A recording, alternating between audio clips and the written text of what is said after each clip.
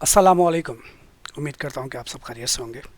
आज की इस वीडियो में मैं आपको ये समझाऊंगा कि अगर आपको किसी इंडिविजुअल पर्सन का, सैलरीड पर्सन का इनकम टैक्स रिटर्न फाइल करना हो, चाहे अपना फाइल करना हो, चाहे अपने किसी दोस्त का फाइल करना हो, किसी रिलेटिव का फाइल करना हो, या अपने किसी कस्टमर का फाइल करना हो, किस तरह से आप इनकम टैक्स रिटर्न जो है वो फाइल कर सकते हैं। याद रखिए किसकी बात कर रहे हैं हम, इंडिविजुअल सैलरीड पर्सन की बात कर रहे हैं। और ऐसा सैलरीड पर्सन जिसका टैक्स उसकी कंपनी डिडक्ट नहीं करती। देखिए भाई, मुख्तलिफ तरीके होते हैं। एक तो ये तरीका होता है कि आपकी कंपनी आपका टैक्स डिडक्ट नहीं करती, आपको खुद ही अपना इनकम टैक्स रिटर्न फाइल करना पड़ता है।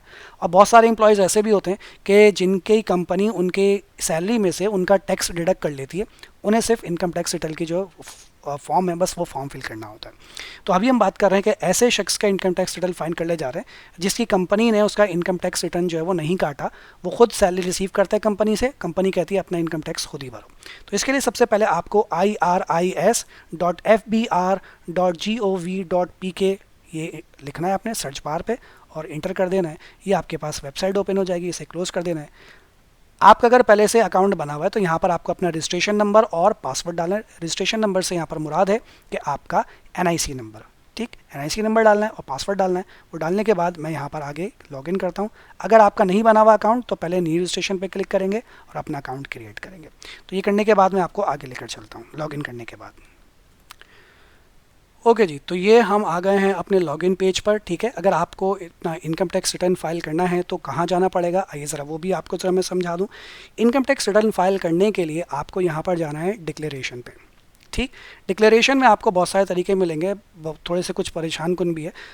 मेरा मशवरा ये है कि आप जाइए यहाँ पर रिटर्न्स स्टेटमेंट्स ओरिजिनल पर, इस पर क्लिक कीजिए और यहाँ पर लिखा हुआ है salary return for individual classic view, ठीक है। Salary return for individual classic view, ये किन के लिए है? ये सिर्फ सैलरीड पर्सन के लिए है, यानी जिनका कोई बिजनेस नहीं है। अगर आपका बिजनेस भी है, सिर्फ अगर आपका बिजनेस है तो फिर आप ये फाइल नहीं करेंगे। या सैलरी के अलावा बिजनेस भी है तो भी आप ये फाइल नहीं करेंगे, उसके लिए फिर आप ये फाइल करेंगे। लेकिन आप सिर्फ अगर सैलरी पर इन्हिसार करते हैं, सिर्फ सैलरी आती है उसी से घर चलता है, तो फिर आप ये वाले फॉर्म को क्लिक करेंगे। तो इस पर क्लिक करता हूँ मैं और यहाँ पर आप अपना टैक्स ईयर डालेंगे 2023, ठीक है। जैसे ही आप 2023 डालेंगे ये बताएगा कि 1 जुलाई 2022 से लेकर 30 जून 2023 तक की हम बात कर रहे हैं। इस पर क्लिक करेंगे और क्लिक करने के बाद कंटिन्यू पे क्लिक करेंगे। कंटिन्यू पे क्लिक करने के बाद ये आपके सामने जो है वो डाटा आ जाएगा।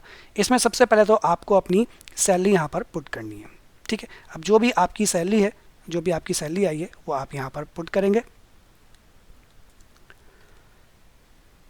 चलो भाई, सैलरी पुट करेंगे जो भी आपकी सैलरी है। मेरे ख्याल से मैं सपोज करता हूँ कि 4,32,000, ठीक। जो भी सैलरी आप पुट करेंगे वो लिखने के बाद यहाँ पर कैलकुलेट का बटन है, इस पर क्लिक करेंगे और ये इसे कैलकुलेट कर लेगा, ठीक। अच्छा भाई, अगर कोई अलाउंसेस है, एक्सपेंडिचर फला फला जो कुछ भी है वो आप यहाँ पे पुट कर सकते हैं। उसके बाद कैपिटल गेन, कोई कैपिटल गेन अगर आपको हुआ है वो यहाँ पे पुट कर सकते हैं। फिलहाल इसको छोड़ दिए। अदर सोर्स, कोई अदर सोर्स ऑफ इनकम है वो यहाँ लिख सकते हैं। कोई फॉरेन इनकम अगर आपको रिसीव हुई है या एग्रीकल्चर इनकम है वो यहाँ पुट कर सकते हैं। टैक्स चार्जेबल, यहाँ पर आएंगे आप, ये लिखा हुआ है इसके अंदर एडजस्टेबल टैक्स, ठीक है। अब मैं जिसका भर रहा हूँ उनका फ़िलहाल उन्होंने मुझे डाटा प्रोवाइड नहीं किया। अगर आपने ऑलरेडी किसी चीज़ पर टैक्स पे किया हुआ है तो वो यहाँ पर एडजस्ट हो जाएगा। इसकी सबसे बड़ी मिसाल ये है कि जो आप अपने सेल फोन बिल्स पे करते हैं, मोबाइल फ़ोन के जो प्रीपेड बिल्स हैं, ठीक है, उस पर टैक्स आप ऑलरेडी पे कर चुके होते हैं। तो वो आप किसी भी, जैसे आपकी मिसाल के तौर पर अगर आपकी यूफोन की सिम है या जैस की सिम है या टेलीनॉर की सिम है, किसी की भी सिम है, उसकी ऐप होती है। उस ऐप पर जाकर आप अपना जो रजिस्टर्ड मोबाइल नंबर है उसका टैक्स सर्टिफिकेट डाउनलोड करेंगे तो उसमें जो टैक्स डिडक्ट हुआ होगा वो यहाँ पर शो हो जाएगा। लेकिन मैं जिनका फाइल कर रहा हूँ उन्होंने मुझे वो शो नहीं किया तो वो मैं यहाँ पर लिख नहीं सकता, ठीक है। आपका जो भी होगा वो यहाँ पर अब कैसे आएगा सर, यहाँ तो क्लिक ही नहीं हो रहा। ये प्लस का बटन है, प्लस के बटन पर क्लिक करेंगे सेल फोन पर, ठीक है।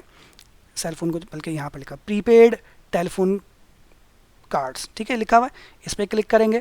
क्लिक करने के बाद यहाँ पर उसका नाम नंबर लिख देंगे, जो भी आपका नंबर होगा। यहाँ पर आप उसका वो लिख देंगे कि यू फ़ोन है जो भी फला फला, वो लिख देंगे। और लिखने के बाद जब आप लिखेंगे फिर यहाँ पर वो एक्टिव हो जाएगा और यहाँ पर आप उसका जस्ट टैक्स का अमाउंट लिख सकते हैं। चाहे तो पूरा, उसमें 2 अमाउंट होंगे। जब आप टैक्स सर्टिफिकेट डाउनलोड करेंगे तो उसमें ये लिखा होगा कि आपने पूरे साल में कितना बैलेंस डलवाया और उस पर कितना टैक्स लगा, वो दोनों लिखा होगा। आप चाहें तो दोनों अमाउंट लिख दीजिए, चाहे तो सिर्फ टैक्स का अमाउंट लिख दीजिए। इसी तरीके से अगर आपने कोई इंटरनेट सर्विस यूज़ की है, चाहिए जैसे कि मिसाल के तौर पर जोंग 4G है, तो उसके इसी तरीके से उसका भी यहाँ पर आप टैक्स सर्टिफिकेट डाउनलोड करके वो भी यहाँ पर डिडक्ट कर सकते हैं। ठीक, फिलहाल मेरे पास नहीं है तो उसको छोड़कर मैं आगे बढ़ जाता हूँ। और ये करने के बाद अब मेरे पास और कोई चेंजेस यहाँ पर नहीं है, और यहाँ पर आऊँगा मैं कंप्यूटेशंस पर, और ये यहाँ पर मेरी कंप्यूटेशन शो हो रही है। ठीक, तो कंप्यूटेशन के मुताबिक मेरी इनकम अगर 6 लाख रुपए से ज़्यादा है तो मुझे टैक्स पे करना पड़ेगा, लेकिन अगर मेरी इनकम 6 लाख रुपए से कम है तो टैक्स नहीं बनता। देखिए मेरा जो यहाँ पर लिखा हुआ है ना, tax with holding tax zero, refund tax zero, कोई मेरा टैक्स जो है वो यहाँ पर शो नहीं हो रहा। इट मीन्स के मुझे कोई भी टैक्स जो है वो फ़िलहाल पे नहीं करना है। क्यों? क्योंकि मेरी इनकम जिस शख्स की भी बना रहा हूँ उसकी जो इनकम है वो 6 लाख रुपए से कम है। ठीक, अगर आपकी इनकम 6 लाख रुपए से ज़्यादा होगी तो यहाँ पर आपका जो है वो टैक्स अमाउंट जो है वो शो हो रहा होगा।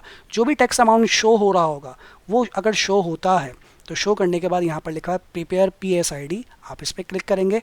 PSID आपकी एक जनरेट होगी, आपको एक फॉर्म, एक पेपर मिलेगा, उस पर जो भी अमाउंट लिखा होगा, जो भी आपका टैक्स बना होगा वो अमाउंट आपको या तो अपनी किसी भी बैंकिंग ऐप से आप उसे ऑनलाइन जमा करवा सकते हैं या फिर बैंक में जाकर आप उसे जमा करवा सकते हैं। जमा करवाने के बाद जो है वो फिर आप उसे सबमिट कर सकते हैं। ठीक, अच्छा, ये करने के बाद अब यहाँ पर क्योंकि मेरे पास और कुछ भी नहीं है तो यहाँ करने के बाद अब मैं इसे क्या कर दूँगा, सबमिट कर दूँगा। ठीक है, प्लीज़ सेव, अच्छा सेव तो किया नहीं, सेव कर लीजिए जी। और सेव करने के बाद अब इसे कर देते हैं हम सबमिट। ठीक, ओह सॉरी, भूल गया, मैंने वेल्थ स्टेटमेंट तो बनाई नहीं, सॉरी। तो ये सॉरी मैं बहुत मज़ा चाहता हूँ। तो ये तो अभी आपने टैक्स फाइल किया, इसके नीचे एक वेल्थ स्टेटमेंट होती है जो कि सबमिट करना बहुत ज़रूरी है, जिसको बनाना बहुत ज़रूरी है। ठीक, अब वेल्थ स्टेटमेंट क्या है, इसमें आपको अपने पर्सनल एसेट्स शो करने हैं, पर्सनल एक्सपेंसेस शो करने हैं और उसे वेरीफाई करना है। अच्छा, ये जिनका है ये उनका जो है वो हाउस होल्ड इफेक्ट, यानी उनके घर पे कितने पैसे रखे हुए हैं, कैश कितना रखा हुआ है, 95,000 रखा हुआ है, बैंक में कितना पैसा रखा हुआ है। बैंक में उन्होंने मुझे बताया था भाई कितने पैसे रखे हुए थे, भूल गया मैं, देख लेता हूँ अभी, 2,495 रुपये, बताओ ज़रा, बहुत बुरे हालात हैं। महंगाई इतनी हो गई है कि पिछले साल 2,30,000 थे, अब 2,495 रुपये जो है वो बैंक में मौजूद है, और इसे आप करेंगे कैलकुलेट। ठीक, तो ये होगा 2,495 रुपये। कैश भी 95,000 नहीं होगा मेरे पास, मेरे ख्याल से कैश भी इनके पास मैं कर देता हूँ 50,000 रुपये, कैश हो गया 50,000 रुपये। तो इस वक्त ये इनके पास जो है वो टोटल एसेट्स मौजूद हैं, यानी इनके पास एसेट्स क्या, एसेट मतलब इनकी जायदाद क्या है। घर पे कुछ चीज़ें हैं, 50,000 रुपये के घर पे सामान रखा हुआ है, ठीक है चलो मान लिया। कैश इनके पास अभी घर पे रखा हुआ है 50,000, ये कब की बात हो रही है, 30 जून तक की बात हो रही है। और बैंक में इनके इतने पैसे रखे हुए, बैंक स्टेटमेंट में ये बात लिखी हुई है, कहीं वो आके बोले ना हमें लिखाओ बैंक स्टेटमेंट, आप दिखा दीजिए कि भाई बैंक में इतने पैसे रखे हुए हैं। ठीक है, तो ये आपने जो है वो तमाम एसेट्स यहाँ पे लिख दिए। अब यहाँ पर आते हैं रिकन्सिलेशन ऑफ नेट एसेट पर।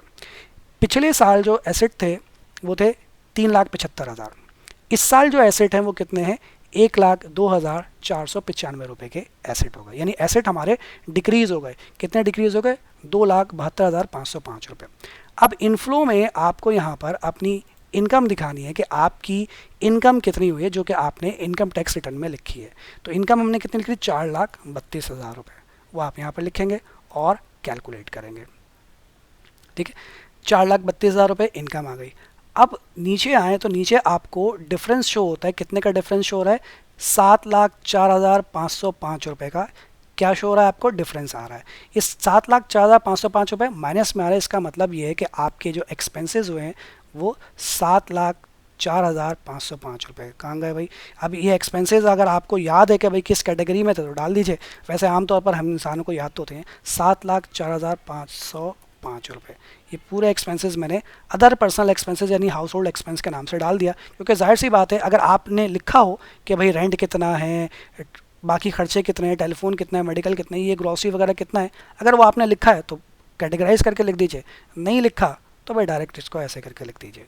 ठीक, अब चलते हैं दोबारा से नेट एसेट पर, sorry reconciliation of net asset पर। अब यहाँ आइए, तो अब जो डिफरेंस है अनरिकनसाइल्ड अमाउंट वो कितना शो हो रहा है, आपका 0 हो रहा है। सही है जनाब, तो अब आपके जो खर्चे हो गए, जो अनरिकनसाइल्ड अमाउंट है वो कितना हो गया, वो हो गया 0। ठीक, तो ये आपका जो है वो रिकन्सिलेशन अगर 0 है तो आप इसे सबमिट करवा सकते हैं, और अगर ये 0 नहीं है तो मसला हो जाएगा, ये सबमिट नहीं होगा। ठीक, अब आप क्या कीजिए, अब आप इसे सेव कर लीजिए एक दफ़ा, और सेव करने के बाद इसे सबमिट कर दीजिए। ठीक, अब ये आपसे 4 डिजिट का पिन मांगेगा जो आपने स्टार्ट के टाइम पर डाला होगा, जब आपने ये अकाउंट क्रिएट किया होगा। तो इनका 4 डिजिट का पिन क्या था भाई, 4 डिजिट का पिन था, हाँ जी ये आ गया इनका पिन। ठीक, और ये करने के बाद मैं इसे कर देता हूँ सबमिट। ठीक है भाई। अब ये हमने जो है वो इनकम टैक्स रिटर्न जो है वो इनका फाइल कर दिया। ठीक है, तो अब इसी तरीके से आपका फाइल हो गया। अब थोड़ी देर के बाद जो है वो, अभी देखिए यहाँ पर हमारे पास ये आउटबॉक्स में शायद शो हो रहा होगा, कहाँ गया, चला गया बल्कि, ये रहा, नहीं ये ओवर नहीं, तो ड्राफ्ट में था, सही है। ये कंप्लीट टास्क में पे शो हो रहा होगा, हाँ, नहीं कहाँ गया,